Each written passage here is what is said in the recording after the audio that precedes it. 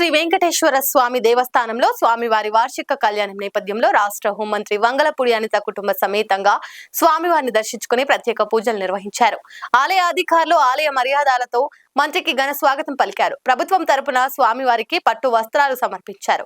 ఈ సందర్భంగా పండితులు వేద ఆశీర్వచనం చేసి తీర్థ ప్రసాదాలను అందజేశారు. స్వామివారి చిత్రపటాన్ని అర్చకులు మంత్రికి బహుకరించారు. ఉత్తరాంధ్ర సంస్కృతి సాంప్రదాయాలు ప్రతిబింబించేలా కళ్యాణ వేదిక వద్ద కోలాటం, భరతనాట్యం, కూచిపూడి నృత్య ప్రదర్శనలు నిర్వహించారు.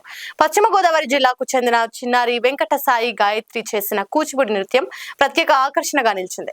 వివిధ నృత్య కళాకారులను మంత్రి అభినందించి సత్కరించారు. మహిళల మధ్య కూర్చొని ప్రదర్శనలు తిలకిస్తూ చిన్నారులతో ముచ్చటించారు. అలాగే తిరుమల తిరుపతి దేవస్థానం వారి లడ్డు ప్రసాదాన్ని భక్తులకు పంపిణీ చేశారు. మంత్రి అనిత ఆర్థిక సహాయంతో మజ్జిగ పంపిణీ కార్యక్రమం ఏర్పాటు చేసి భక్తులకు స్వయంగా మజ్జిగ అందజేశారు.